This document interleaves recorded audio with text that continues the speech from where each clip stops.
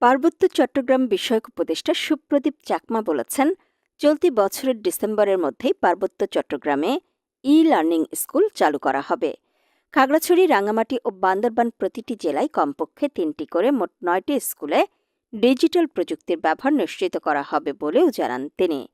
উপদেষ্টা সুপ্রদীপ চাকমা আরও বলেন, আমাদের পার্বত্য চট্টগ্রামের ছেলেমেয়েরা ই-লার্নিং শিক্ষা গ্রহণের মাধ্যমে আর্টিফিশিয়াল ইন্টেলিজেন্স, রোবোটিক্স ব্যবহার করা সহ গ্লোবাল কমিউনিটিতে সরাসরি যুক্ত হতে পারবে।